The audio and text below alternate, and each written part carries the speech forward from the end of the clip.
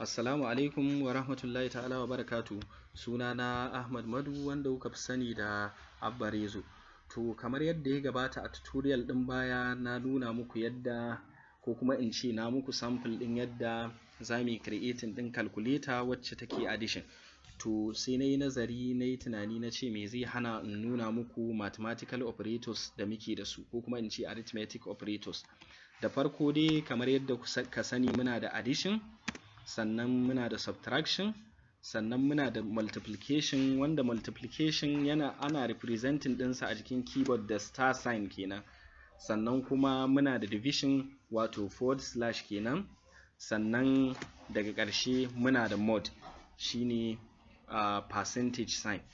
To kowanne yanzu zan ɗan yi buƙatar yadda yake aiki. Sannan akwai wani abu da nake son in gaya muku, kar ku ga ina kamar rubuta waɗannan signs ɗin da waye ku ga ba sa affecting ɗin source code ɗina. Dalili saboda ina rubuta su ne in form of comment. Duk lokacin da kake son ka rubuta abu ya zama comment, misali a layi ɗaya, idan comment na layi ɗaya ne sai ka saka forward slash guda biyu. To in kai haka zai nuna kenan tabbas wannan comment ne, ba wai source code ne ka rubuta don yayi wani abu ba. To da fatan kun gane. To yanzu bari in jarraba kowane sign a nan mu gani, arithmetic operation mu gani ko aikin kamar yadda muke tunani ne. Misali bari mu creating ɗin variables guda biyu. Misali int a is equals to misali 50, sannan int b is equals to misali let's say 5. To bari mu output, mu bada output mu ce system.out.println misali a plus b. Bari mu fara da addition, a plus b. Idan muka danna a plus b sai mu running. A plus b kun gani kamar yadda kuke gani ya bada 55. To yanzu kun ga kenan plus sign addition kenan.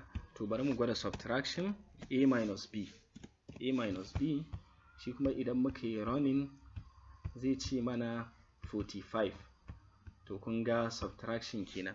Sai multiplication wanda yake representing star sign a jikin keyboard, idan muka danna running shi kuma 250, yayi 50 times 5 kenan. Sannan kuma sai division. Division shi kuma dividing yake yi. Idan muka yi running zai ba mu 10, saboda 50 divided by 5 is equals to 10. To amma a nan akwai wani abu da nake son in nuna muku. A duk lokacin da muke da integers guda biyu muka yi ƙoƙarin yin dividing, to fa baya ba da remainder, sai dai ya bada sau nawa yayi dividing ɗin. Misali kamar yanzu idan b ɗinmu misali let's say a ce 3 ce, kun ga kenan 50 divided by 3 dole a samu remainder ko? To ba zai ba mu wannan remainder ba. Misali idan muka ce a divided by b, misali idan muka yi running kun ga zai ce 16. Bayan kuma mun san cewa 16 times 3, bari mu gani 16 times 3 idan muka yi running kun ga zai ba mu 48. Kun ga bai ba mu remainder 2 ɗin ba kenan. Bari in yi control z.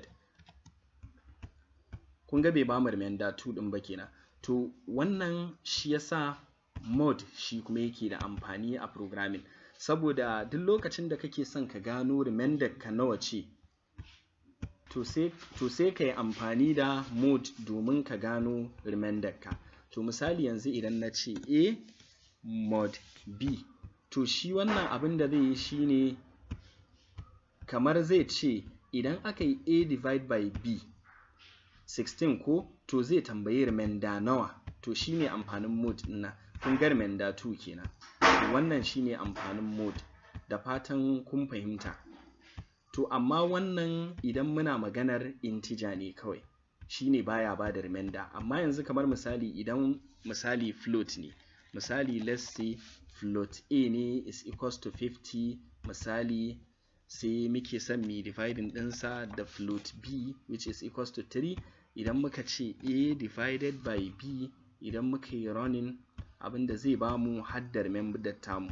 kun ga 16.6 kenan, amma in form of point kenan. Idan kuma misali muna so mu gano remainder ne, actual remainder din misali, to shine sai mu amfani da, in muka yi amfani da integer sai mu ce a mod b, to shine za mu ga actual iya remainder zai nuna mana, misali kamar haka. Da fatan kun fahimta. To wannan shi ake kira da arithmetic operators da muke da su a programming, Java programming. Muna da plus sign, minus, multiplication, division da kuma mod. Da fatan kun fahimta. Sannan zan so in dan rubuta muku wani dan karamin program yanzu kafin mu rufe wannan dinnan namu. Misali bari mu importing din scanner, misali import java.util.scanner, misali mu zo mu creating din scanner object, scanner misali input is equals to new scanner bracket system.in, misali sai mu yi system.out.print, sai mu ce rubuta shekarar ka, misali bari mu goge print line saboda ya fito a nan sama. Rubuta shekarar ka, misali sai mu ce int a int, misali bari mu ce shekara, menene din variable din namu shekara, sai mu ce shekara is equals to input dot next int, next int. To abinda muke so program din yayi shine ya ce mana system, ya ce shekararka, sai mu concatenation mu ce plus shekara plus, sai mu ce kuma shekara mai zuwa za ta cika, sai mu ce plus, sai mu saka a bracket shekara plus 1. To da fatan dai kun ga wannan dan syntax din da na rubuta. Sannan wani abu da na san za ku fahimta shine za ku ga ina rubuta sys, kamar zan sa system.out.print sai in sa o, sai in danna control, sai in danna control space. In na danna control space shine yake ban wannan damar da misali za ka danna shortcut ne kamar na system.out.println. Da fatan kun gane, kan ne confusing ɗinku. To idan ka yi running, idan muka yi running zai ce rubuta shekararka, misali na sa 30, zai ce shekararka 30 kuma shekara mai zuwa za ka cika 31. To da fatan dai kun gane abin da nake nufi a wannan tutorial din. Da fatan kun fahimci abin da kuka fahimta. Sannan idan Allah ya kai mu tutorial na gaba zan ƙara fahimtar da ku sosai game da abubuwa da dama. Illa kaci kawai kar ku manta ku yi liking, ku yi subscribing wannan channel din nawa. Sannan in kuna da tambaya sai ku ajiye min a comment ko kuma ku turo min ta email dina, ko kuma idan kuna da lambar waya ta sai ku kira ni kamar yadda na bayar a baya. To na gode.